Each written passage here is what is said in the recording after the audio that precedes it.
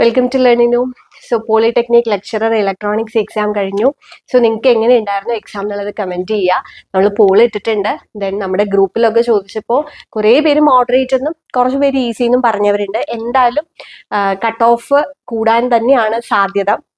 അപ്പൊ അതിന് മുന്നേ ഒരു കാര്യം എന്ന് വെച്ച് കഴിഞ്ഞാൽ നമ്മൾ ഈ ഒരു കോച്ചിങ് തുടങ്ങുന്നതിന് സമയത്ത് ഞാനൊരു വീഡിയോയിലും ഒപ്പം നമ്മുടെ സ്റ്റുഡൻസിനോടും പറഞ്ഞിട്ടുണ്ടായിരുന്നു, പോളി എക്സാം ആണ്, എല്ലാം ഗേറ്റ് ലെവൽ ക്വസ്റ്റ്യൻസ് ആയിരിക്കും എന്ന് എക്സ്പെക്ട് ചെയ്ത് നിങ്ങൾ പോകരുത്, ബേസ് ലെവലിലുള്ള ക്വസ്റ്റ്യൻസ് ഉണ്ടാവും. അപ്പൊ ആ രീതിയിലും പഠിച്ചു പോകണം എന്നുള്ളത്. അപ്പൊ ക്വസ്റ്റ്യൻ പേപ്പർ വന്നപ്പോഴും അതേപോലെ തന്നെയാണ്. ഞാൻ കൗണ്ട് ചെയ്തപ്പോൾ ഏകദേശം ഒരു നിയർലി 50 ക്വസ്റ്റ്യൻസും വളരെ ബേസിക് ക്വസ്റ്റ്യൻസ്, അത് വായിച്ചാൽ പെട്ടെന്ന് ആൻസർ എഴുതാൻ പറ്റുന്ന രീതിയിലാണ്.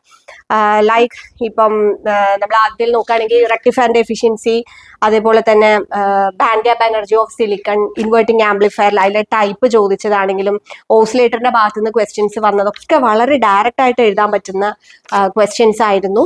അപ്പൊ അങ്ങനെ നോക്കുമ്പോൾ ഒരു ട്രപ്പറ്റ് ഡയോഡിന്റെ ഒക്കെ ഫുൾ ഫോം, അങ്ങനെ വളരെ ബേസിക് ആയിട്ടുള്ള കുറെ ക്വസ്റ്റ്യൻസ് ഉണ്ടായിരുന്നു. ഇതൊക്കെ നമ്മളുടെ മെറ്റീരിയലിലും ടെസ്റ്റിലും ഒക്കെ കുറെ നമ്മൾ പറഞ്ഞിട്ടുള്ള ക്വസ്റ്റ്യൻസ്. അപ്പൊ ഈസി ആയിരുന്നു ആ ഒരു 50 ചോദ്യങ്ങൾ. പിന്നെ ഉള്ള ന്യൂമറിക്കൽ ടൈപ്പ് ക്വസ്റ്റ്യൻസിലാണ് കുറച്ച് പേർക്ക് ടൈം വന്നു എന്ന് പറഞ്ഞിട്ടുള്ളത്.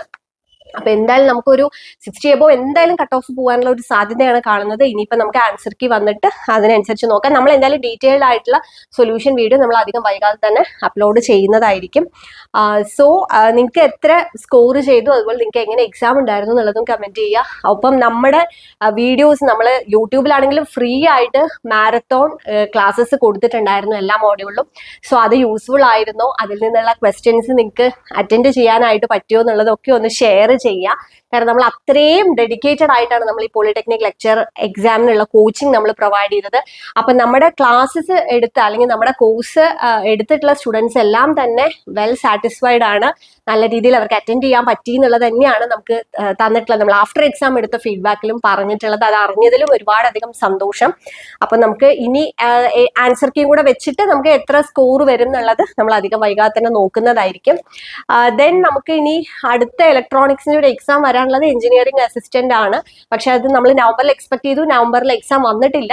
സോ ഇനി ഡിസംബറിലേക്കാണ് നമ്മളത് പ്രതീക്ഷിക്കുന്നത് വരുന്നുള്ളത്. അപ്പൊ എനിവേ എല്ലാവരും ഓണമൊക്കെ നല്ലപോലെ ആഘോഷിക്കുക, അതിനുശേഷം വീണ്ടും പഠിക്കാൻ തുടങ്ങുക. Okay, thank you.